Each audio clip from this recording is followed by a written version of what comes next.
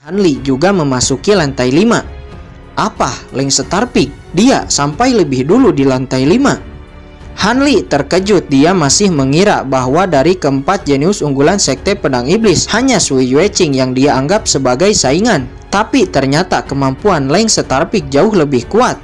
Leng Starpik, aku tidak menyangka ternyata selama ini kamu menyembunyikan kekuatanmu yang sebenarnya, kata Hanli. Ternyata kakak senior Han, kata Leng Starpik seraya membuka matanya. Jangan senang lebih awal. Walaupun kamu lebih dulu memasuki lantai 5, tapi itu tidak berarti bahwa kamu yang akan menjadi putra sekte, kata Hanli. Kakak senior Han terlalu banyak berpikir, saya bahkan tidak memikirkannya. Tapi kakak senior Han demi posisi putra sekte senior bahkan membunuh Sui Yueqing, sangat pintar, kata Leng Starpik. Dia mencibir. Apa katamu? Mendengar ini Hanli tiba-tiba marah. Pedang di tangannya muncul, niat membunuh menyebar darinya. Namun sebelum itu tiba-tiba Suyan juga naik dan sampai di lantai 5. Apa? Suyan terkejut melihat Leng Starpik dan Hanli yang sudah berada di lantai 5. Dia berpikir dirinya adalah yang paling cepat. Ternyata dia adalah yang paling lambat. Melihat Suyan, Hanli langsung menyimpan kembali pedangnya. Kakak senior Suyan, kamu datang di waktu yang tepat. Kakak senior Han baru saja akan membunuhku seperti dia membunuh Sui Yueqing, kata Leng Starpik. Kamu, omong kosong. Suyan, jangan percaya omongannya. Saya benar-benar tidak membunuh Sui Yueqing, kata Hanli. Jika bukan kamu, lalu siapa? Kata Suyan. Mungkin Qin Chen, Ye Wuming, dan wanita berbaju putih. Suyan berpikir sejenak. Mereka tidak memiliki alasan untuk membunuh Sui Yueqing. Jangan berdalih, kata Suyan lalu mengabaikan Hanli, bersila dan menutup matanya. Dari ketiga orang itu, wanita berbaju putih sangatlah kuat. Pasti dia yang telah membunuh Sui Yueqing dengan mudah. Tapi dia ingin menjebak saya, sungguh konyol. Lihatlah bagaimana dia bisa lolos dari interogasi Master Sekte, kata Hanli. Dia lalu bersila dan menutup matanya.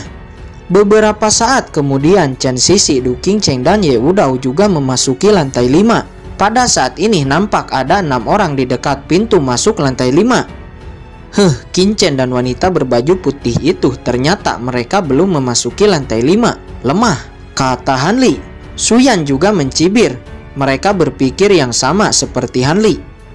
Tanpa mereka ketahui, Qin Chen, Jiruyu, mereka berada di kedalaman lantai 5 dan sudah lama ada di sana sebelum mereka. Namun karena kabut abu-abu mereka tidak melihatnya. Dan juga semakin dalam, tekanan niat pedang pusi ini juga semakin kuat. Saat ini Jiruyu yang pertama memasuki lantai 5, sekarang dia sudah memahami niat pedang di lantai 5 dan melangkah naik ke lantai 6. Adegan berpindah di lapangan. Nampak semua kerumunan orang terkejut di saat melihat satu titik cahaya yang memasuki lantai 6. Siapa orang ini? Dia mampu memasuki lantai 6. Apakah jenius menantang langit akan lahir? Dikatakan orang yang memasuki lantai 6 kemungkinan besar di masa depan akan memasuki ranah martial superin tahap akhir. Percakapan terdengar di antara orang-orang yang ada di lapangan. Di sisi lain, saat ini Qin Chen telah memahami niat pedang pusi di lantai 5. Lalu Qin Chen berdiri. Qin Chen, apakah kamu telah memahami niat pedang di lantai 5 dan akan naik ke lantai 6? Kata Yu Qiansu di saat melihat Qin Chen berdiri. Yah, aku akan naik ke lantai 6. Kamu pahamilah niat pedang di sini. Aku akan naik ke lantai 6 lebih dulu. Berhati-hatilah, kata Qin Chen kepada Yu Qiansu dan melangkah pergi ke lantai 6. Di saat Qin Chen memasuki lantai 6, dia hanya merasakan ruang kekosongan yang hampa. Dan Qin Chen seperti terpenjara di dalam ruang kekosongan itu. Dan tekanan niat pedang dalam kekosongan menekan Qin Chen. Seketika Qin Chen memuntahkan segenggam darah. Wah, niat pedang yang sangat kuat, tapi hampir tidak terlihat. Tidak, ini sepertinya semacam formasi dunia domain pedang. Pertahanan Qin Chen diaktifkan, tubuh suci abadi aktif, dan menahan tekanan niat pedang di lantai 6. Sesaat kemudian Qin Chen melihat Jiruyu yang ada di depannya. Penutup wajah Jiruyu sudah hancur dan ada noda darah di baju putihnya. Lagi-lagi Kinchen terpesona dan kagum dengan kecantikan Jiruyu. Tidak hanya itu, Kinchen juga kagum dengan bakat bawaan Jiruyu. Inikah jenius Wuyu? Tiba-tiba Kinchen teringat dengan Sangguan Si'er. Dulu Sangguan Si'er juga sangat cantik, berbakat, anggun, lembut, dan kelembutannya membuat Kinchen tenggelam sampai-sampai Kinchen tidak menyadari ambisi jahat Sangguan Si'er. "Apakah kamu sudah puas memandangiku?" kata Jiruyu seraya membuka mata dan menatap Kinchen dengan dingin. "Aku hanya tidak menyangka kamu akan lebih dulu sampai di lantai 6, kata Kinchen seraya terbatuk ringan. Kemudian Kinchen memalingkan matanya dari Jiruyu dan mulai fokus kepada niat pedang di lantai 6. Setelah beberapa saat analisa, Kinchen berkata, ini adalah ranah selanjutnya dari niat pedang, yaitu dunia pedang. Satu-satunya cara untuk memahaminya adalah dengan membuat dunia pedang sendiri. Kinchen memiliki beberapa pemahaman di kehidupan sebelumnya. Dunia pedang akan tercipta di saat ruang dan niat pedang disatukan. Kemudian Kinchen membuat segel dan mulai membuat dunia pedangnya sendiri. Di saat dunia pedang buatan Kinchen terbentuk, duar, sebuah kekuatan di lantai 6 langsung menusuk dan menghancurkannya. Dunia pedangnya hancur, Kinchen sama sekali tidak marah. Sebaliknya dia malah senang karena metodenya ternyata benar. Kinchen kembali membentuk dunia pedang, namun dihancurkan lagi. Membentuk lagi, dihancurkan lagi. Membentuk lagi, dihancurkan lagi. Setelah dihancurkan, Kinchen terus-menerus membuat perubahan. Setelah setengah hari, walaupun dunia pedangnya dihancurkan lagi, tapi dunia pedang Kinchen semakin kuat dan semakin bisa bertahan. Kinchen akan terus melanjutkan sampai dunia pedang yang dibentuknya dapat bertahan dan melawan dunia pedang di lantai 6. Di sisi lain, Jiruyu hanya melongo dan melihat Kinchen dengan takjub. Bagaimana anak ini mampu memahami niat pedang di lantai 6 dan bahkan memiliki metode yang benar untuk memahaminya. Jiruyu terkejut, dia lebih dulu memasuki lantai 6. Tapi sudah 1 hari dia bahkan belum memahami niat pedang di lantai 6. Tapi Kinchen dia telah memiliki metode untuk memahami niat pedang di lantai 6. Apakah bakat anak ini jauh melebihiku? Bagaimana bisa di langit utara ini ada yang mampu melampauiku? Kata Jiruyu. Dia sudah lama memahami dunia pedang di lantai 6. Tapi cara untuk membentuk dunia pedang Jiruyu dia sama sekali tidak mengerti. Dan hanya bisa melihat Kinchen yang terus-menerus membentuk dunia pedang. Dan mungkin Kinchen akan berhasil memasuki lantai 7. Tidak, aku harus memasuki lantai 7, gumam Jiruyu. "Hei, kamu!" teriak Jiruyu kepada Kinchen. Mendengar ini, Kinchen terbangun dari kultivasinya dan melihat Jiruyu. "Ada apa?" "Aku tahu kamu yang telah membunuh Sui Yueking dan Yang Ling. Aku bisa menyelamatkanmu," kata Jiruyu. Mendengar ini, Kinchen terkejut. Dia yakin pembunuhannya sebelumnya sangat bersih tanpa meninggalkan jejak sedikit pun. Namun walaupun Kinchen terkejut, wajahnya tetap tenang. "Apa yang kamu katakan? Aku sama sekali tidak mengerti," kata Kinchen. "Jangan berkelit di hadapanku. Aku melihat roh kebencian dari Sui Yueking dan Yang Ling di tubuhmu," kata Jiruyu. Kinchen terkejut. Memang sebagian orang yang dibunuh dengan dendamnya, roh kebencian akan ada di tubuh si pembunuh. Namun yang bisa melihatnya setidaknya adalah Master Bloodline tingkat 8. Tapi bagaimana Jiruyu dapat melihatnya? Kinchen mengerutkan kening. Kemudian Kinchen menatap Jiruyu dan berkata, "Bagaimana kamu bisa melihatnya?" "Kamu tidak perlu tahu bagaimana saya melihatnya. Yang perlu kamu tahu bahwa aku benar-benar bisa melihatnya," kata Jiruyu. Kinchen sama sekali tidak mengerti bagaimana Jiruyu bisa melihatnya. Sesaat mata Kinchen memandang mata Jiruyu dengan teliti dan melihat jejak samar. Itu. Tiba-tiba Kinchen teringat sesuatu. "Apakah kamu bermarga Ji?" kata Kinchen. "Ya, benar. Nama saya adalah Jiruyu," kata Jiruyu. "Apakah kamu mengenal Ji Wuxu?" kata Kinchen. Mendengar ini Jiruyu terkejut. "Bagaimana kamu bisa mengetahui nama kakek buyutku?" kata Jiruyu. "Sial, itu ternyata benar-benar kamu." Ji Wuxu adalah teman baik Qin Chen di kehidupan sebelumnya. Namun karena status Qin Chen, dulu dia jarang kontak dengan Ji Wuxu. Tapi sejujurnya Ji Wuxu adalah teman baik Qin Chen. Kemudian Qin Chen menatap Jiruyu dengan dalam. Tidak disangka aku bertemu seorang cucu dari teman baikku. Tidak heran Jiruyu mampu melihat roh dendam kematian di tubuhku.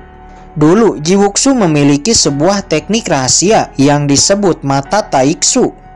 Seharusnya itu dibudidayakan oleh keluarga Ji, termasuk Jiruyu. Pantas dia bisa melihatnya. Saya tidak menyangka Ji Wuxu akan memiliki cucu yang sangat cantik, gumam Qin Chen. Katakan, bagaimana kamu bisa mengetahui nama kakek buyutku? Kata Jiruyu memandang Qin Chen dengan penuh curiga. Siapa yang tidak tahu? Ji Wuxu adalah ahli martial sovereign yang mampu membunuh ahli martial emperor. Junior ini sangat mengagumi kakek buyutmu. Ngomong-ngomong, aku tidak tahu apa yang terjadi kepada Ji Wuxu sekarang. Seharusnya senior Ji Wuxu telah melangkah ke kelas martial emperor. Kata Qin Chen bertanya kepada Jiruyu. Mendengar pertanyaan Qin Chen, Jiruyu malah menjadi sedikit sedih. Kakek buyutku telah lama meninggal, kata Jiruyu. Bagaimana mungkin seorang ahli martial sovereign umurnya sangat panjang tidak mungkin mati? Satu-satunya kemungkinan adalah dipenggal atau dibunuh. Tapi ahli martial emperor juga bahkan tidak mungkin mampu membunuh Ji Wuxu, kata Qin Chen. Kamu tidak perlu mengetahuinya. Sekarang roh kebencian masih ada di tubuhmu. Setelah keluar dari warisan, kamu akan dikenali sebagai pembunuh Sui Yueqing dan Yang Ling, kata Jiruyu. Saat ini Qin Chen masih cukup shock dengan kematian Ji Wuxu. Kekuatan Ji Wuxu sangat kuat ditambah dukungan dari keluarga Ji. Di domain bela diri ini tidak mungkin ada yang bisa membunuhnya. Tapi siapa sebenarnya yang telah membunuhnya? Qin Chen sangat penasaran. Namun ini bukan waktu yang tepat untuk memikirkannya. Qin Chen melirik Jiruyu dan berkata, "Lalu apakah kamu bisa menghilangkan roh kebencian di tubuhku?" Saya tidak bisa membantu menghilangkan roh kebencian itu, tapi saya bisa menyembunyikannya dengan bantuan Hong Ying. Hong Ying adalah bawahan bibi saya, otomatis dia akan menuruti perintah saya. Bibimu? Ya, bibiku adalah komandan penegak hukum Langit Utara. Selama aku berbicara, Hong Ying akan mendengarkanku. Ternyata wanita yang mengancamku di desa Naga Surgawi waktu itu adalah Ji Hongchen, junior dari teman baikku, gumam Qin Chen seraya menggelengkan kepalanya. Namun menyembunyikannya dengan bantuan penegak hukum ini bukanlah sebuah solusi. Karena dengan cara ini walaupun dia tidak akan menjadi incaran sekte pedang iblis, tapi dia akan menjadi incaran istana penegak hukum. Jika istana penegak hukum mencurigaiku, itu malah akan semakin merepotkan. Dan jika aku terlibat dengan istana penegak hukum, aku akan terlibat dengan istana berkabut. Di kehidupan dulu, namaku adalah Qin Chen. Di kehidupan sekarang, namaku juga adalah Qin Chen. Jika Sangguan Xin-er mendengarnya, sudah pasti dia akan curiga. Jadi, saya tidak boleh terlibat dengan istana penegak hukum. Melihat Qin Chen yang tertegun dan berpikir bahwa Qin Chen ragu-ragu, Jiruyu kemudian berkata, "Bagaimana? Dengan ini kamu akan selamat jika membuat kesepakatan denganku. Dan aku hanya ingin tahu cara kamu membuat domain pedang untuk memahami niat pedang lantai 6 dan memasuki lantai 7, kata Jiruyu. Oh, ternyata dia hanya ingin mengetahui cara membuat domain pedang. Itu bukan masalah. Terlebih Jiruyu adalah cucu dari Ji Wuxu. Hanya hal sepele ini aku akan mengabulkannya, gumam Qin Chen. Kemudian Qin Chen menatap Jiruyu dan berkata, "Baiklah, tapi aku ingin kamu menetapkan sumpah Dao Surgawi." "Apakah kamu tidak mempercayaiku?" kata Jiruyu. "Jaga-jaga itu wajar." Oke, selama kamu mengajariku caranya, aku akan melakukannya. Aku bersumpah akan menyembunyikan fakta bahwa kamu telah membunuh Sui Yueqing. Jika aku melanggar, aku akan disambar 1000 petir, kata Jiruyu sambil mengangkat satu tangannya. Tidak cukup, kamu harus menyembunyikan semua yang kamu tahu tentang aku. Semua hal tentangku, kamu tidak boleh memberitahu siapapun. kata Qinchen. Bagaimanapun Jiruyu telah mengetahui banyak tentang kekuatan Qinchen. Jika dia mengatakan kepada bibinya, jelas ini akan menarik kecurigaan. Oke, aku juga bersumpah tentang itu, kata Jiruyu. Qinchen menghela napas dan mengangguk. Oke, kamu tunggulah sebentar. Aku akan menghilangkan roh kebencian itu lebih dulu. Mendengar ini, Jiruyu terkejut. Apa? Kamu ingin menghilangkan roh kebencian itu? Ini benar-benar tidak mungkin. Jika kamu ingin menghilangkan roh kebencian di tubuhmu, setidaknya kamu harus menjadi Master Bloodline tingkat 8. Di langit utara ini tidak ada Master Bloodline tingkat 8. Lebih baik percayalah kepadaku, aku bisa menyembunyikannya untukmu, kata Jiruyu. Kamu tidak perlu khawatirkan tentang itu, kata Qinchen. Segera kekuatan jiwanya memindai seluruh tubuhnya.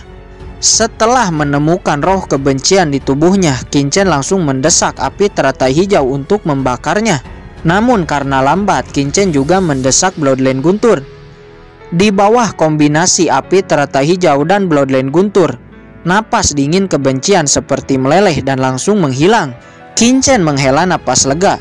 Mulai saat ini aku harus lebih berhati-hati, kata Qinchen, kemudian menarik kembali Bloodline dan api teratai hijau, lalu menoleh ke arah Jiruyu. Dan di saat Qinchen akan berkata, dia melihat Jiruyu yang sedang melihat ke arahnya dengan melongo, tertakjub-takjub dan terpana. Lalu Jiruyu berkata, apakah kamu baru saja benar-benar menghilangkan kebencian dari tubuhmu? Bagaimana ini mungkin? Hanya Master Bloodline tingkat 8 yang bisa melakukannya. Bahkan untuk melihat kebencian di tubuhmu saja itu sudah sangat sulit. Saat ini Jiruyu baru mengerti mengapa Qinchen memintanya untuk jangan mengatakan hal apapun tentangnya kepada orang lain. Melihat Jiruyu yang melongo, Qinchen berkata, apakah kamu tidak ingin tahu cara membuat domain pedang? Aku akan mengajarimu sekarang. Tentu Qinchen tidak akan menjelaskan apapun kepada Jiruyu. Faktanya Qinchen mampu menghilangkan kebencian di tubuhnya adalah karena di kehidupan sebelumnya dia adalah seorang Master Bloodline tingkat 8. Jadi Qinchen memiliki beberapa cara untuk menghilangkannya. Jika tidak, Qinchen tidak akan bisa melakukannya, bahkan walaupun dengan api teratai hijau atau Bloodline Guntur. Kemudian Qinchen menjelaskan cara untuk membentuk domain pedang kepada Jiruyu. Mendengar penjelasan Qinchen, Jiruyu malah semakin terkejut. Karena untuk membentuk domain pedang adalah dengan menggunakan pemahaman ruang. Tidak heran sebelumnya dia tidak bisa menemukan cara. Tapi Qinchen basis kultivasinya hanya di kelas 7 tahap tengah puncak. Bahkan aku lebih tinggi darinya. Tapi bagaimana cara Qinchen memahaminya? Saat ini Jiruyu dia merasa terpukul. Dibandingkan dengan Qinchen, ternyata dia masih sangatlah lemah. Pada saat ini Jiruyu memandang Qinchen dengan tatapan terpesona dan terkagum-kagum dari lubuk hatinya yang paling dalam. Hus, tidak mungkin aku mengagumi bocah ini. Jiruyu menepis pemikiran liarnya dan mulai fokus, lalu membentuk domain pedangnya sendiri. Qinchen dan Jiruyu terus membentuk domain pedang. Dihancurkan lagi, terbentuk lagi, dihancurkan lagi. Namun mereka berdua tidak menyerah dan terus membentuk, terus melakukan perubahan, terus melakukan evolusi, sampai domain pedangnya mampu menahan niat pedang di lantai 6.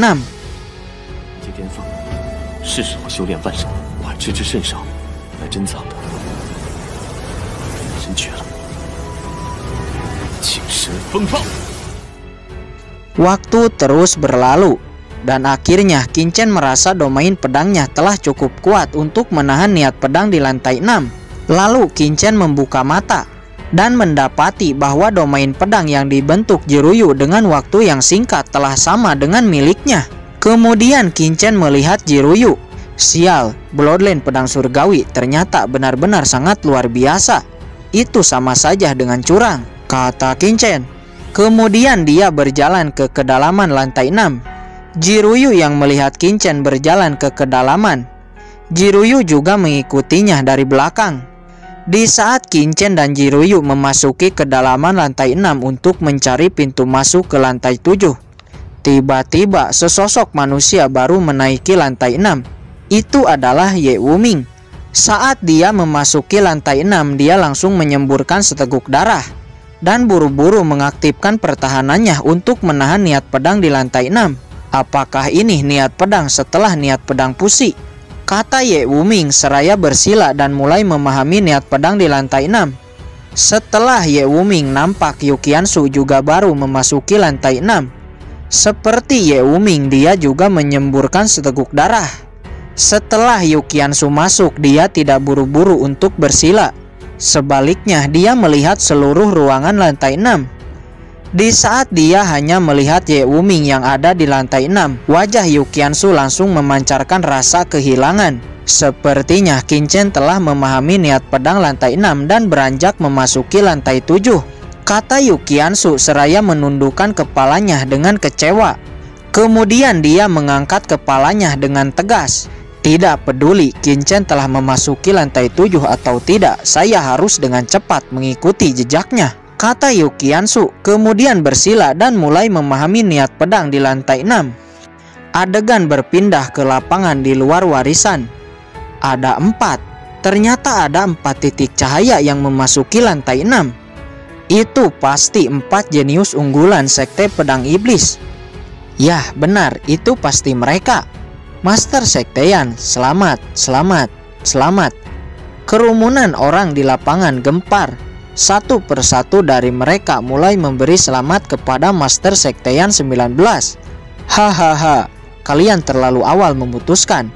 Mari kita lihat sampai warisan selesai dan verifikasi kebenarannya, kata Master Sekteyan 19. Selain 4 jenius unggulan Sekte Pedang Iblis, siapa lagi yang memiliki kualifikasi untuk memasuki lantai 6? Yah, benar itu. Selamat Master Sekteyan. Selamat. Sekte Pedang Iblis pasti akan panen besar dalam warisan kali ini. Semua orang di lapangan terus menyanjung Master Sekteyan 19. Kembali kepada Qin Chen, saat ini dia dan Jiruyu telah bersiap untuk memasuki lantai 7. Nampak mereka berdua sangat bersemangat. Namun di saat Qin Chen akan melangkahkan kaki ke lantai 7, tiba-tiba jantung Qin Chen berdetak sangat kencang. Seolah-olah di lantai 7 akan ada sesuatu yang sangat berbahaya. Akhirnya Qin Chen ragu dan tidak jadi memasuki lantai 7. Ada apa? Kata Jiruyu. Saya memiliki firasat ada sesuatu yang sangat berbahaya di dalam sana, kata Qin Chen. Hal berbahaya apa?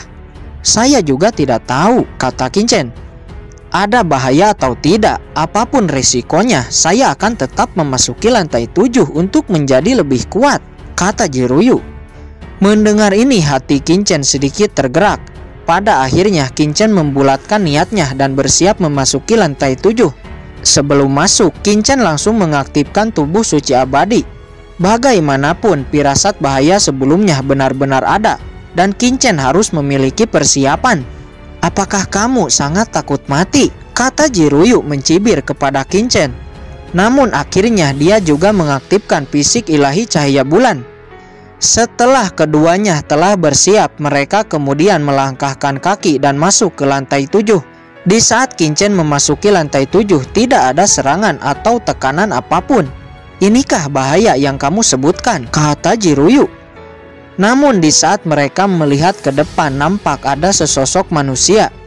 Apa? Mungkinkah ada peserta yang lebih dulu memasuki lantai 7? Kata Jiruyu. Orang ini sepertinya bukan salah satu peserta yang memasuki warisan pedang iblis, kata Qin Chen setelah melihat sosok itu. Qin Chen mengerutkan kening. Jika orang ini bukan salah satu peserta, berarti orang ini sudah lama ada di sini. Jiruyu mendekat ke sosok itu dan mencoba menyapanya. Senior. Namun sosok itu sama sekali tidak menjawab. Dan di saat Qin Chen melihat wajahnya, terlihat wajah sosok ini sangat aneh. Dan sosok ini tidak memiliki vitalitas kehidupan. Jelas sosok ini telah lama mati. Namun mengapa ada orang yang mati di tempat ini? Tidak ada jejak pertempuran dan tidak ada serangan niat pedang di lantai 7. Lalu mengapa orang ini bisa mati di lantai 7? Memikirkan hal ini, wajah Jiruyu menjadi panik. Qin Chen menoleh, melirik-lirik dan melihat-lihat sekeliling. Ekspresinya menjadi sangat cemas. dan merasakan ada kejanggalan di tempat ini, dan juga merasa bahwa tempat ini bukan level untuk kultivasinya. Lantai 7 ini sangat aneh dan saya merasa tidak nyaman. Kita harus kembali ke lantai 6 dan keluar dari lantai 7 ini, kata Kinchen. Mendengar ini, Jiruyu menganggukkan kepalanya. Dia juga merasa krisis yang aneh di lantai 7 ini. Segera keduanya berbalik. Namun di saat mereka berbalik, ekspresi keduanya tiba-tiba panik. Di saat melihat lorong kembali ke lantai 6 tiba-tiba sudah menghilang. Kengerian terpancar dari wajah keduanya. Di mana lorong untuk kembali ke lantai 6? Kata Jiruyu dengan suara yang panik. Namun tiba-tiba di saat itu sebuah niat pedang pembunuhan yang sangat kuat menyapu ke arah Kinchen dan Jiruyu. Kinchen yang merasakannya, dia tanpa ragu mengeluarkan kuali kuno penekan iblis, meraih Jiruyu di bawah perlindungannya. Kinchen, apa yang kamu lakukan? Jiruyu terkejut dan duar. Energi kuali kuno bertabrakan dengan niat pedang pembunuhan. Jiruyu hanya merasakan krisis yang mungkin akan mengancam hidupnya. Sedangkan Kinchen setelah tabrakan dia menyemburkan seteguk darah. Buru-buru mengeluarkan pil obat dan menelannya. Namun niat pembunuhan yang sangatlah menakutkan datang lagi. Kinchen langsung menampilkan domain pedang, dikombinasikan dengan kuali kuno dan menahan niat pedang pembunuhan. Niat pedang pembunuh macam apa ini? Ini jelas niat membunuh yang ingin membunuh kita secara langsung, kata Jiruyu. Sedangkan saat ini Kinchen terus menahan niat pembunuh itu. Kondisi Kinchen sangat memalukan, bajunya robek. Untungnya dia telah bersiap dengan tubuh suci abadi. Jika tidak, mungkin niat pembunuh ini telah membunuhnya. Apa yang kamu lakukan, linglung, di saat seperti ini? Cepat keluarkan domain pedangmu. Aku tidak mampu bertahan lebih lama lagi, kata Kinchen. Dia memarahi Jiruyu yang shock dan hanya bengong. Segera Jiruyu sadar dan langsung membentuk domain pedangnya. Di saat yang sama, domain pedang Kinchen tidak mampu menahan lagi dan hancur. Untungnya domain pedang Jiruyu terbentuk di waktu yang tepat. Setelah itu, dengan buru-buru Kinchen memulihkan diri, karena dia tahu Jiruyu tidak akan mampu menahan lebih lama lagi. Saat ini Jiruyu terus bertahan di bawah penindasan niat pedang membunuh ini. Saat ini Jiruyu merasakan langsung niat pedang pembunuhan. Terlalu sangat menakutkan. Bagaimana ada niat pedang sekuat ini? Dia berpikir domain pedangnya sangat kuat, tapi di bawah niat pedang pembunuhan ini, dia sangat tertekan dan tidak mampu bertahan. Jiruyu menatap Kinchen dengan takjub. Saat ini dia baru menyadari berapa banyak tekanan dahsyat yang dialami Kinchen sebelumnya untuk melindunginya.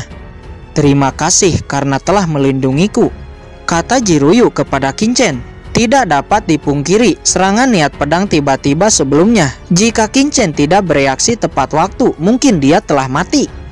Tidak perlu mengatakan terima kasih. Sekarang kita harus bergandengan tangan untuk melawan niat pedang menakutkan ini. Jika tidak, kita berdua akan mati di sini. Lantai 7 ini bukan tempat untuk memahami niat pedang, tapi lantai 7 ini adalah tempat untuk membunuh, kata Kinchen. Wajahnya nampak jelek. Lalu, apa yang harus kita lakukan sekarang? Kata Jiruyu. Wajahnya nampak pucat. Dia sudah hampir tidak kuat lagi untuk mempertahankan domain pedangnya. Aku tidak tahu, tapi karena jalan kembali telah ditutup, kita hanya bisa bertahan sekuat tenaga di tempat ini sampai warisan pedang iblis selesai dan kita diteleportasi keluar, kata Kinchen. Tapi bagaimana jika kita tidak bisa diteleportasi keluar? Kinchen dan Jiruyu tiba-tiba teringat dengan mayat orang sebelumnya. Seharusnya orang itu juga telah memasuki lantai 7 dan tidak menemukan jalan keluar. Akhirnya mati di sini. Memikirkan hal ini, Kinchen dan Jiruyu menjadi semakin panik. Namun ini bukan saatnya untuk panik. Setidaknya dia harus bisa bertahan di sini untuk memikirkan jalan keluar. Kamu bertahanlah sebentar, kata Kinchen seraya mengeluarkan bendera formasi, membuat segel dan mengatur formasi di sana. Jiruyu memandang Kinchen dan berkata, apakah kamu juga seorang master formasi? Kinchen menganggukkan kepalanya. Ya, saya memang seorang master formasi, kata Kinchen. Sontak Jiruyu terkejut, dia berpikir ini sudah tidak masuk akal. Selain seniman bela diri, Kinchen juga seorang master formasi. Jiruyu tahu betapa sulitnya untuk menjadi seorang master formasi. Ditambah itu akan memerlukan banyak waktu dan usaha, tapi Kinchen masih sangatlah muda. Bagaimana dia memiliki pencapaian seperti ini di usianya yang masih muda? Jika itu kakek-kakek yang sudah berjanggut, Jiruyu mungkin tidak akan terkejut. Kemudian Jiruyu berkata lagi, bahkan jika kamu seorang master formasi, tapi serangan niat pedang ini sangatlah menakutkan. Formasi tingkat 7 saja tidak akan bisa menahannya, kata Jiruyu. Kamu lihat saja, kata Kinchen. Dia juga tahu Arai tingkat 7 tidak akan mampu menahan serangan niat pedang ini. Sesaat kemudian, duar, domain pedang Jiruyu telah hancur. Segera domain pedang Kinchen diaktifkan. Beristirahatlah, pulihkan tenagamu. Setelah domain pedang saya hancur, gunakanlah domain pedangmu lagi, kata Kinchen. Saat ini Kinchen terus mengatur formasi, mempertahankan domain pedang, dan mengendalikan kuali kuno. Saya tidak memiliki cukup bahan. Jika kamu memiliki bahan untuk memperbaiki bendera formasi, berikan kepada saya, kata Kinchen. Mendengar ini, Jiruyu tanpa ragu langsung mengeluarkan semua bahan yang ada di cincin penyimpanannya. Melihat bahan-bahan tingkat tinggi di depannya, bahkan ada bahan di atas tingkat 8, Kinchen terkejut. Namun Kinchen senang. Dengan ini tingkat keberhasilannya menyusun Arai tingkat 8 bertambah dari 40% menjadi 70%. Layak menjadi keluarga kaya yang tersembunyi, kata Kinchen. Segera dia banyak membuat segel. Di saat yang sama, Jiruyu dan Kinchen terus bergantian membentuk domain pedang.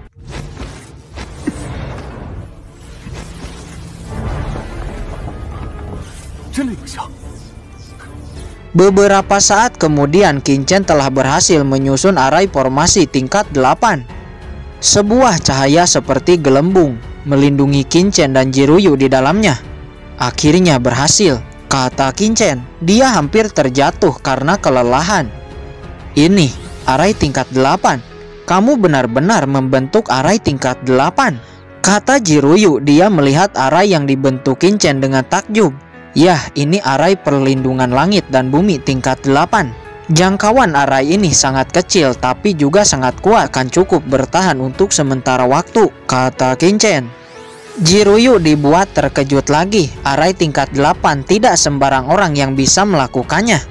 Di langit utara hanya sedikit orang yang bisa mengatur Arai tingkat 8. Jenius macam apa anak ini? Dia hanyalah monster, gumam Jiruyu. Namun sekarang yang paling penting bagi mereka adalah jalan keluar dari tempat ini. Kinchen mulai berpikir, niat pedang ini jelas dikhususkan untuk membunuh. Dengan kata lain, pendekar pedang jenius yang mampu memasuki lantai 7 akan dijebak di lantai 7 ini dan dibunuh. Sebenarnya siapa yang telah membuat warisan pedang iblis ini? Kata Jiruyu. Kinchen menggelengkan kepalanya. Warisan pedang iblis ini sangat aneh. Adapun siapa yang membuatnya, saya juga tidak tahu, kata Kinchen. Bajingan mana yang telah membuat warisan pedang yang sangat berbahaya ini? Kata Jiruyu. Kinchen dan Jiruyu terus melihat-lihat dan terus berpikir. Namun seberapa keras pun mereka berpikir, keduanya tidak menemukan jalan keluar. Apakah kita berdua akan mati di sini? Kata Jiruyu. Kemudian dia menatap Kinchen dengan senyum pahit. Di lantai 6 sebelumnya, seharusnya saya mempercayai firasatmu. Jika kita tidak memasuki lantai 7, kita tidak akan mendapati bahaya seperti ini. Maaf, jika bukan karena saya, kamu tidak akan memasuki lantai 7 ini, kata Jiruyu. Dia berpikir karena nyalah Kinchen memasuki lantai 7 dan harus mati di lantai 7 bersamanya. Jangan berpikir seperti itu. Jika kamu tidak mengatakan itu pun, saya akan tetap memasuki lantai 7, kata Kinchen. Jiruyu tersenyum masam. Aku benar-benar tidak menyangka ini, tapi terima kasih. Setidaknya aku tidak sendirian mati di tempat ini, kata Jiruyu dengan suara yang dalam. Kinchen tertegun, dia tidak tahu harus menjawab apa dan kemudian bertanya, Sekarang kamu bisa memberitahu saya bagaimana ceritanya senior Jiwuksu meninggal, kata Kinchen. Baiklah, lagi pula kita akan mati di tempat ini. Tidak ada salahnya untuk memberitahumu. Kakek buyutku pergi ke Dead Canyon untuk mencari jejak temannya yang menghilang. Namun dia tidak pernah kembali dan dikabarkan jatuh di Dead Canyon, kata Jiruyu. Dead Canyon, itu tempatku jatuh. Dan teman yang disebut Jiruyu itu pasti adalah aku. Tapi aku jatuh di Dead Canyon, tidak ada yang mengetahuinya selain Soyu dan Sangguan Sin'er. Bagaimana bisa Jiwuksu mengetahuinya? Gumam Kinchen. Siapa nama teman kakek buyutmu? Kata Kinchen. Saya tidak tahu. Ketika kakek buyut menghilang di Dead Canyon, saya belum lahir. Dan sejarah ini adalah rahasia keluarga Ji saya. Saya hanya tahu beberapa. Tapi saya tahu bahwa teman kakek buyut itu adalah seorang jenius puncak di domain bela diri. Mendengar ini, Kinchen yakin bahwa dia adalah teman yang dimaksud. Selain dia, siapa lagi yang layak dengan kata-kata itu? Tapi dari mana Jiwuksu tahu bahwa aku meninggal di Dead Canyon? Apakah itu juga ulah Sangguan Sin'er? Apakah Jiwuksu juga dijebak oleh Sangguan Sin'er dan Soyu? Kedua pelacur ini sangat hina. Memikirkan hal ini, jejak kemarahan yang tidak bisa dijelaskan terpancar dari wajah Kinchen. Apa yang salah denganmu? Kata Jiruyu. Dia menatap Kinchen dengan heran. Tidak, kita tidak bisa mati di sini, kata Kinchen. Dia memiliki kebencian yang sangat dalam yang belum terbalaskan. Dia tidak boleh jatuh di sini. Memikirkan hal ini, Kinchen kembali fokus dan merasakan niat pedang pembunuh di luar formasi. Aku tidak percaya, aku tidak akan menemukan jalan keluar. Kinchen terus bersila, kekuatan di dalam tubuhnya terus-menerus dipacu. Namun tiba-tiba, boom! Aura Kinchen melonjak keluar. Aku benar-benar menerobos tahap akhir kelas 7, kata Kinchen. Sebelum-sebelumnya dia hampir melakukan terobosan. Tidak menyangka pada akhirnya dia akan menerobos di sini. Di saat yang sama, kekuatan ilahi Kinchen juga menyentuh tingkat 8. Apakah kamu menerobos? Kata Jiruyu. Kinchen menganggukkan kepalanya. Karena kekuatan ilahinya juga menerobos, persepsi Kinchen juga meningkat. Dengan peningkatan ini, beberapa saat kemudian Kinchen menyadari bahwa domain pedang yang dibentuk di lantai 6 bukan domain pedang yang sebenarnya. Karena pemahaman ruang bukanlah milik domain pedang.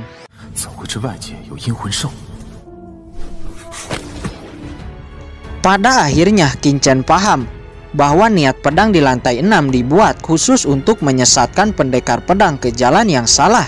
Kinchen terus berpikir, melakukan beberapa evolusi, dan akhirnya Kinchen berhasil membuat domain pedang yang sebenarnya. Domain pedang yang sebenarnya ini jauh lebih kuat dibandingkan domain pedang yang salah sebelumnya. Segera Kinchen memberitahu Jiruyu, dan Jiruyu juga dengan cepat memahaminya, lalu membentuk domain pedang yang sebenarnya. Jiruyu, gunakan domain pedangmu. Setelah kamu sudah tidak kuat, aku akan menggunakan domain pedangku. Kita bergantian saling menjaga satu sama lain. Ayo kita masuk jauh ke kedalaman lantai 7. Siapa tahu ada jalan keluar di sana, kata Kinchen kepada Jiruyu. Oke. Jiruyu menganggukkan kepalanya. Segera keduanya berjalan perlahan masuk ke kedalaman. Benar saja, domain pedang yang sebenarnya yang baru benar-benar mampu bertahan cukup lama di bawah serangan niat pembunuh. Di saat mereka berdua semakin dalam, mereka merasa bahwa badai niat pedang pembunuh semakin melemah. Sesaat Kinchen dan Jiruyu melihat mayat yang tergeletak. Di depan mayat ini ada sebuah pedang hijau. Orang ini juga pasti jenius pendekar pedang yang telah memasuki lantai 7. Tidak menemukan jalan keluar dan akhirnya mati di sini. Yah, itu benar. Tapi nampaknya mayat ini adalah seorang pendekar pedang yang sangat kuat. Kinchen, lihatlah, ada sebuah kata-kata di depan mayat ini, kata Jiruyu. Kinchen juga melihat kata-kata itu. Kaisar Pedang Wuji Xiaoyun tersesat ke menara pedang alien. Tidak berharap ada pendatang baru. Tidak ingin. Itulah kata-kata yang tertulis. Tidak ingin. Apa maksud dari kata-kata terakhir? Pikir Kinchen. Ternyata orang ini adalah Kaisar Pedang Wuji. kata Jiruyu. Pendekar pedang Wuji dikabarkan dia adalah seorang pendekar yang sangat jenius 2000 tahun yang lalu. Di usia 30 tahun orang ini menerobos martial sovereign. Dia pernah membunuh seorang ahli martial sovereign tahap awal. Tentu saja dia paling unggul dalam ilmu pedang. Namun dikabarkan orang ini menjelajah ke setiap bagian daratan dan setelah itu tidak ada kabar lagi tentangnya dan dianggap telah mati. Tidak disangka jenius menantang langit seperti itu ternyata telah mati di tempat ini, tersesat di menara alien. Mata Kinchen dan Jiruyu terpaku dengan kata-kata kedua. Apakah menara ini milik ras asing? Memikirkan hal ini, kekuatan ilahi Kinchen menyapu ke dalam kuali kuno dan bertanya kepada skeleton cabang. Namun skeleton cabang mengatakan bahwa dia tidak mengetahui apapun tentang menara pedang ini. Mata Kinchen terfokus kepada kata terakhir yang ditulis, yaitu tidak mau. Tapi tidak mau apa? Nampaknya sebelum pendekar pedang Wuji menyelesaikan kata-katanya, dia sudah lebih dulu mati. Hanya ada pedang hijau di depan kaisar pedang Wuji yang masih memancarkan napas ilahi. Senjata pedang ilahi ini seharusnya adalah senjata milik kaisar Wuji, kata Jiruyu. Tanpa sadar dia akan mengambil pedang hijau itu. Kinchen yang melihat ekspresi mati kaisar Wuji yang melihat pedang hijau seperti ketakutan. Jelas itu bukanlah senjatanya dan Kinchen merasa ada yang aneh. Jangan, kata Kinchen di saat Jiruyu akan memegang pedang hijau itu. Mendengar teriakan Kinchen seketika tangan Jiruyu berhenti. Pedang hijau ini sangat aneh, kata Kinchen dengan sedikit panik. Dan benar saja pedang hijau ini langsung melayang, mengeluarkan energi iblis yang sangat tajam, bersiap menyerang Kinchen dan Jiruyu. Namun tiba-tiba pedang biru kuno milik Jiruyu langsung keluar dari sarungnya. Seperti memiliki kesadarannya sendiri, melayang mengambil inisiatif sendiri dan langsung memblokir serangan pedang hijau iblis. Apakah ini adalah senjata suci yang legendaris? Kata Kinchen. Senjata dibagi menjadi 9 bagian dan senjata suci sudah memiliki roh yang memiliki kesadarannya sendiri. Tidak, itu bukan senjata suci, hanya saja hampir mendekati, kata Kinchen.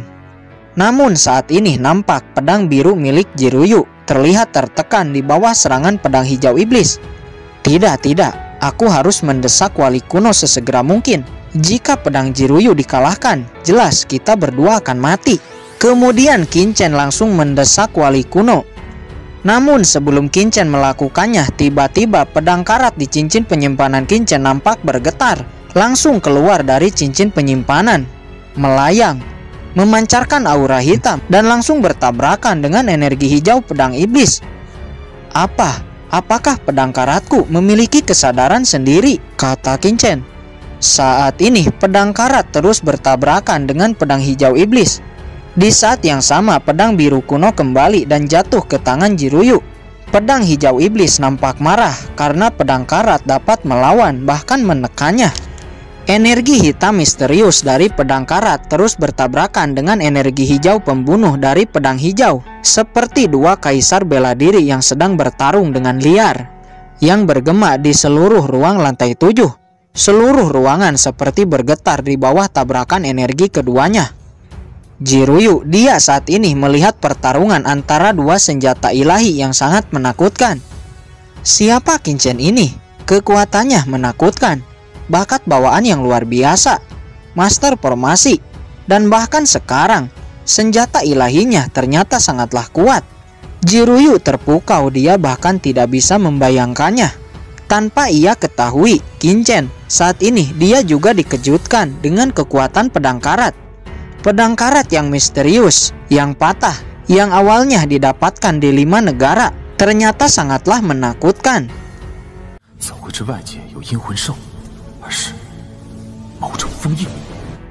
Sesaat Kinchen melihat ada sebuah barisan kata di atas, melawan yin dan yang, menghancurkan langit, Dawn of Sword. Itulah kata-kata yang tertulis. Sederet kata ini diucapkan dan tanpa sadar dioperasikan oleh Kinchen. Domain pedang Kinchen tiba-tiba aktif dan daya tarik yang kuat menyebar darinya. Kinchen merasa dia bisa mengendalikan seluruh menara. Bahkan Dia merasa bisa mengendalikan 3 senjata ilahi yang ada di sana, yaitu pedang hijau iblis, pedang karat, dan pedang biru kuno. Ini seperti teknik kontrol pedang. Jika benar, maka, kata Qin seraya mendesak tangannya. Seketika pedang hijau iblis seperti tertarik ke tangan Qin dan akan dikendalikan oleh Qin. Pedang hijau iblis seperti dikejutkan, seolah-olah dia tidak menyangka Qin mampu menguasai teknik rahasia ini. Segera sebuah konsep artistik spasial keluar dari pedang hijau iblis. Seluruh menara seperti bergetar. Qin, Jiruyu, pedang karat, dan pedang biru kuno diselimuti cahaya putih dan langsung menghilang, diteleportasi dari sana. Bukan hanya Qin dan Jiruyu, seluruh orang yang ada di menara juga diteleportasi dan menghilang dari sana. Mereka semua diteleportasi dan jatuh di lapangan, di mana Master Yan 19 dan orang-orang lainnya berada.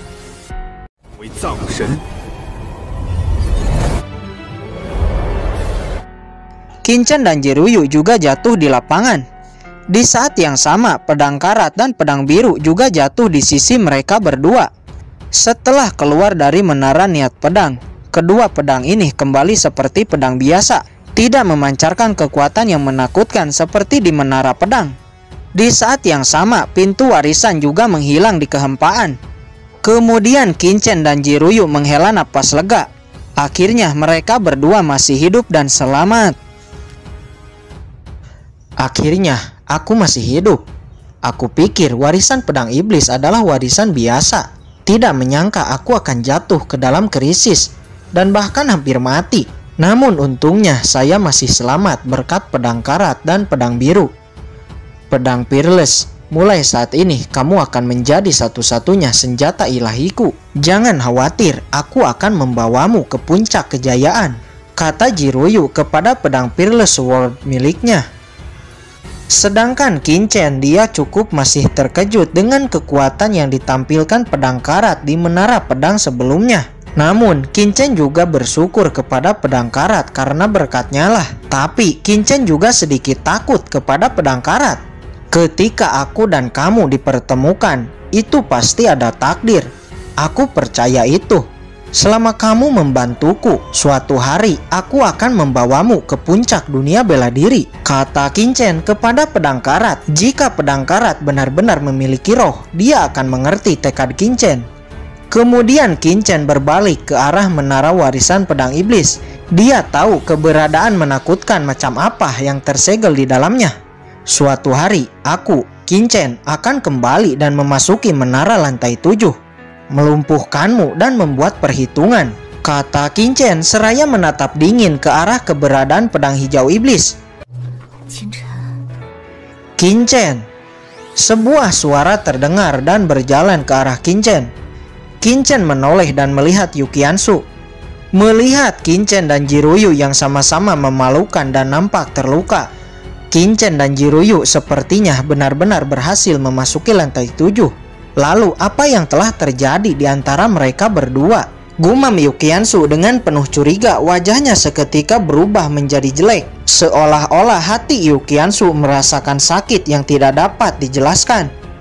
Di sisi lain, semua orang di lapangan gempar karena ada 4 titik cahaya yang memasuki lantai 6. Walaupun 2 titik cahaya terakhir tiba-tiba menghilang, dan mereka menganggap 2 titik yang menghilang tidak kuat menahan tekanan lantai 6 dan kembali ke lantai 5. Saat ini semua peserta yang memasuki warisan pedang iblis telah keluar. Banyak dari mereka yang telah menerobos. Semua orang di lapangan memandang para peserta dengan takjub. Sial, mengapa anak itu masih hidup? Seharusnya Tuan Hanli membunuhnya di dalam warisan, kata Suang dan Suji yang ada di antara kerumunan orang. Wajah Master Sekte Yan 19 nampak senang karena ada yang mampu memasuki lantai 6 dan berpikir bahwa salah satu dari 4 jenius unggulan Sekte Pedang Iblisnya telah memasuki lantai 6. Murid benih Sekte Pedang Iblis datang dan laporkan hasil kalian, kata Master Yan 19. Hanli berdiri dengan bangga dan berkata, saya telah memasuki lantai 5 dan hampir saja naik ke lantai 6. Apa? Semua orang terkejut mendapati bahwa orang yang memasuki lantai 6 bukanlah Hanli. Semua orang juga kembali dibuat terkejut di saat mendapati Suyan dan Leng Starpik juga tidak memasuki lantai 6. Apa? Bagaimana ini bisa terjadi? Lalu, siapa orang yang telah memasuki lantai 6? Apakah itu Ye Wuming? Yah, itu pasti Ye Wuming. Tapi, siapa 3 orang lainnya? Mungkin itu Sui Yueching, Chen Sisi, atau Du Qingcheng. Semua orang berdiskusi satu sama lain. Apa? Ada orang yang telah memasuki lantai 6. Hanli, Suyan, dan Leng Starpik juga terkejut. Mereka kira mereka yang paling atas, ternyata masih ada yang mencapai lantai 6. Hei, di mana Sui Yueching? Mengapa dia tidak ada di sana? Bukan hanya Sui Yueching, Yang Ling dan beberapa orangnya juga tidak ada. Apa yang terjadi kepada mereka? Mungkinkah mereka telah jatuh di warisan? Beberapa orang berdiskusi di saat melihat Sui Yueching tidak ada di antara 4 jenius unggulan Sekte Pedang Iblis. Master Yan 19 yang mendapati hal itu pun menjadi sangat marah. Di mana Sui Yueching? Kata Master Yan 19. Aura martial Sovereign tahap awalnya langsung menyebar dan menekan semua peserta. Kemudian hampir dari semua peserta memandang ke arah Hanli. Apa yang kalian lihat? Aku tidak membunuhnya, kata Hanli. Suyan berjalan maju, kemudian dia berkata, Yah, Master Sekteyan, Hanli yang telah membunuh Sui Yueching. Bahkan di saat Leng Starpik memasuki lantai 5, Hanli juga ingin membunuhnya. Untungnya saya datang. Mendengar ini, Master Yan 19 memandang Hanli dengan dingin. Master Sekteyan, percayalah, saya tidak membunuh junior Sui Yueching, kata Hanli. Dia meringis ketakutan. Semua orang di sana juga mencibir kepada Hanli. Pada akhirnya Hanli berkata, Master Sekteyan, saya tidak membunuh Sui Yueching, tapi saya tahu siapa yang telah membunuhnya. Siapa? Katakan, kata Master Yan 19 dengan marah. Itu, mereka berdua, Qingchen dan gadis berbaju putih di sisinya, kata Hanli seraya menunjuk ke arah Qingchen dan Jiruyu. Master Yan 19 menoleh ke arah Qingchen dan Jiruyu. Auranya langsung menekan Qingchen dan Jiruyu. Bukankah itu anak yang berkonflik dengan Hanli sebelum memasuki warisan? Lalu siapa wanita berbaju putih di sisinya? Tapi saya harus mengatakan bahwa wanita ini sangatlah cantik. Di dunia ini ternyata ada wanita yang sangat cantik seperti itu, ucap orang-orang di sekitar. Yah, Master Sekteyan, wanita berbaju putih itu sangat kuat. Apalagi mereka berdua mencapai dao pedang emas tingkat 101. Dan wanita ini memiliki senjata kuno yang sangat menakutkan. Jelas dia adalah orang yang membunuh Sui Yueching. Adapun saya, dengan kekuatan saya tidak mungkin mampu membunuh Sui Yueching dan Yang Ling. Hanya kedua orang inilah yang telah menempati dao pedang emas yang mampu membunuh Sui Yueching. Apa? Kedua orang ini memasuki dao pedang emas? Ini belum pernah terjadi selama 1000 tahun. Semua orang di lapangan terkejut. Tapi ada beberapa dari Sekte Pedang Iblis yang mengetahui tentang harta karun di dao pedang emas. Tatapannya menjadi sedikit serakah. Tuan Sekte, kita harus menangkap kedua orang ini untuk diinterogasi lebih lanjut, kata penatua kelima dari Sekte Pedang Iblis. Kurang ajar, siapa yang berani menyalahkan mereka?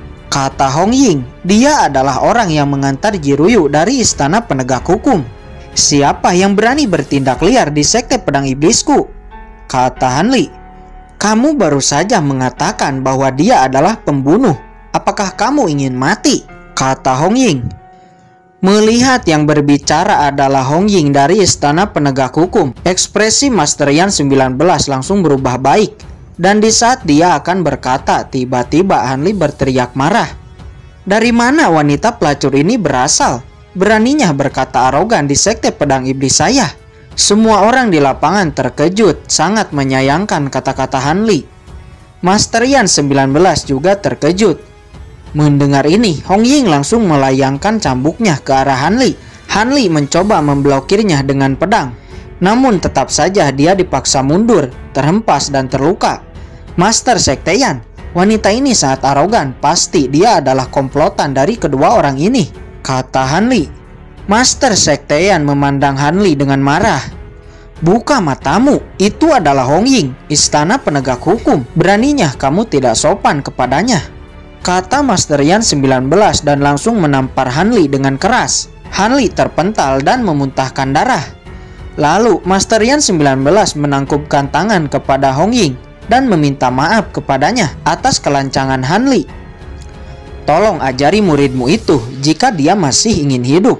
Dan satu lagi, identitas Nona Mudaji sangat dalam. Tidak mungkin membunuh murid sekte pedang iblismu, kata Hong Ying. Yah, saya mengerti. Terima kasih atas kebaikan petugas Hong Ying, kata Master Yan 19. Melihat Hong Ying, Jiruyu terbang dan berhenti di sisinya. Nona Mudaji, apakah kamu baik-baik saja? Kata Hong Ying di saat melihat penampilan Jiruyu yang tidak terlalu baik. Aku baik-baik saja, kata Jiruyu. Syukurlah. Hong Ying menghela napas lega. Jiruyu ini adalah keponakan Komandan Ji Hong Chen. Jika terjadi apa-apa kepadanya, Hong Ying pasti akan mendapat masalah besar. Namun saat ini penatua kelima dari sekte pedang iblis meraung marah, tidak terima dan menyerang Hong Ying.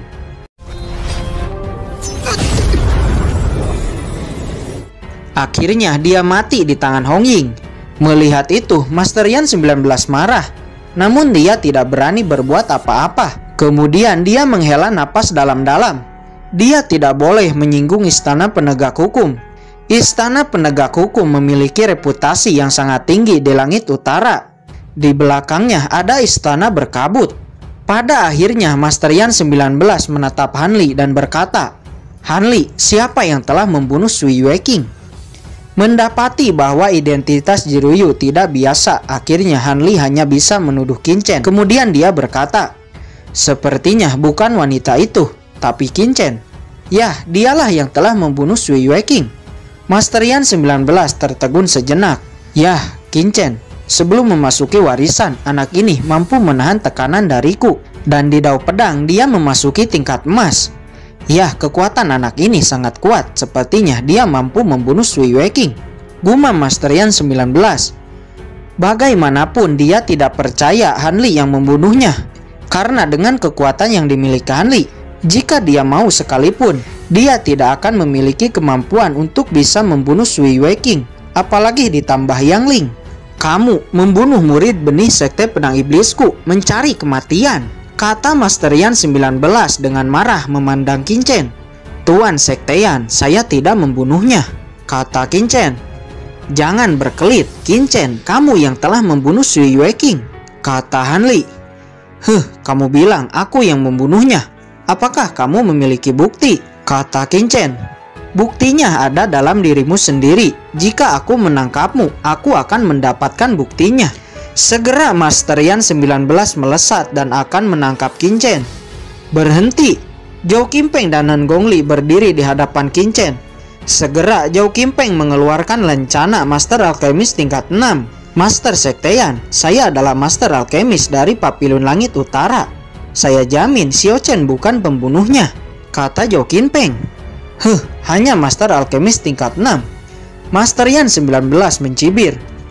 Apakah sekte pedang iblismu selalu berperilaku seperti ini? Tanpa tahu siapa yang salah dan yang benar, langsung menuduh saya, kata Qin Chen.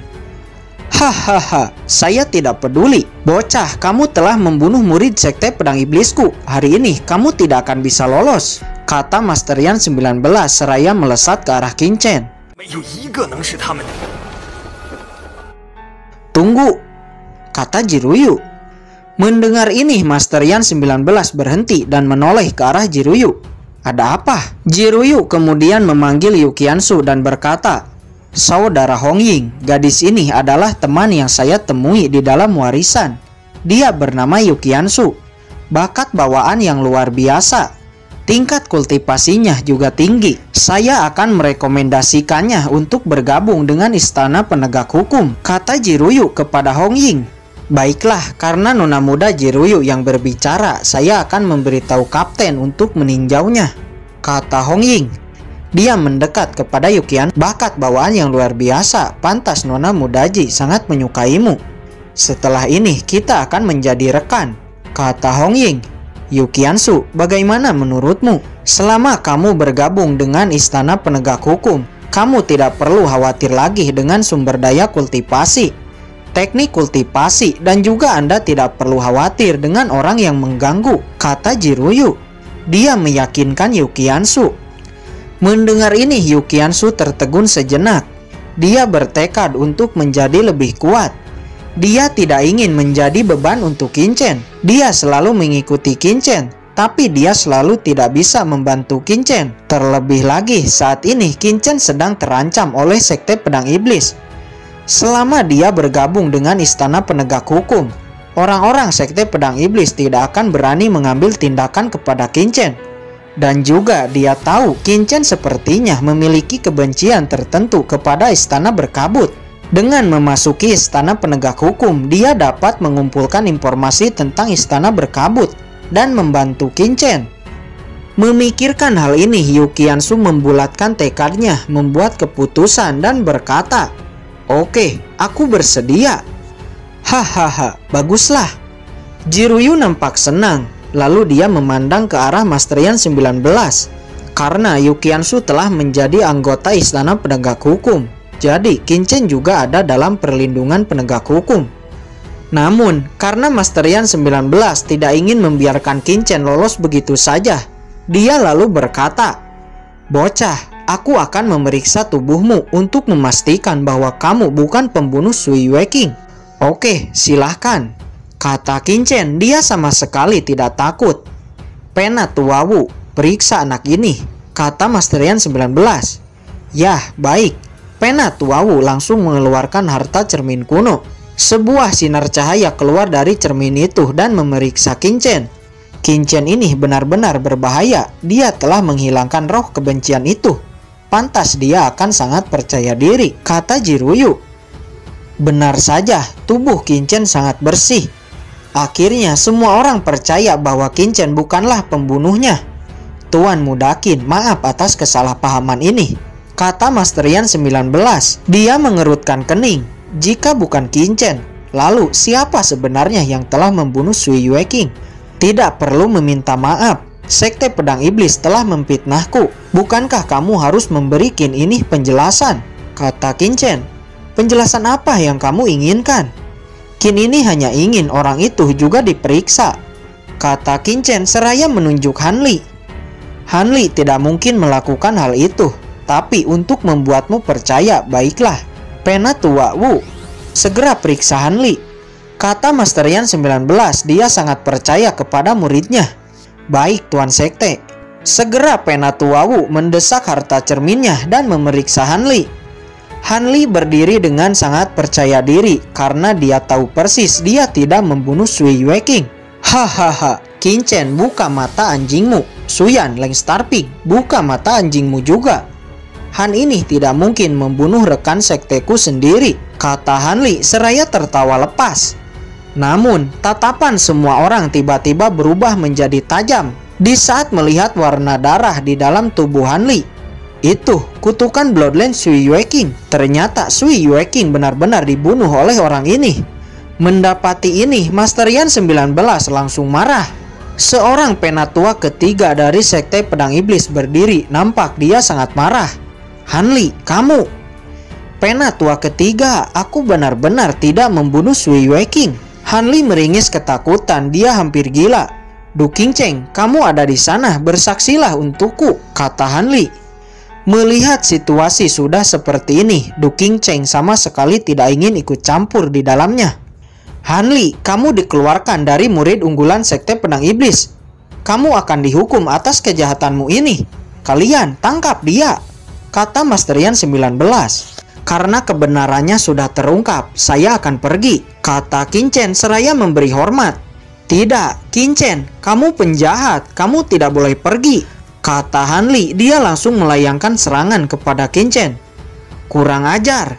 Yukiansu langsung mengeluarkan pedangnya dan memblokir serangan Hanli.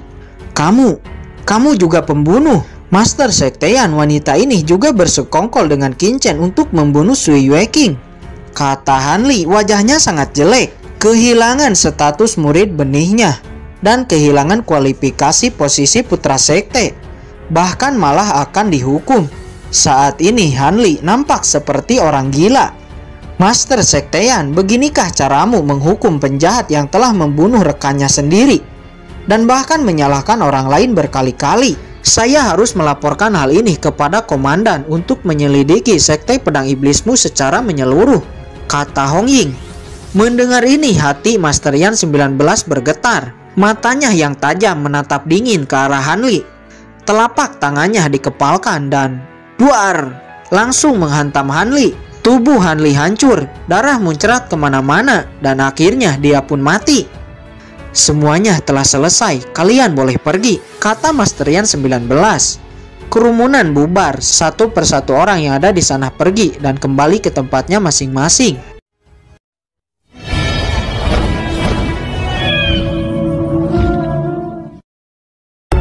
Oke guys, sudah dulu ya. Jangan lupa subrek biar lanjut terus ceritanya. Bagi yang sudah subrek, mudah-mudahan dimudahkan rezekinya. Mimin undur diri. See you next and goodbye.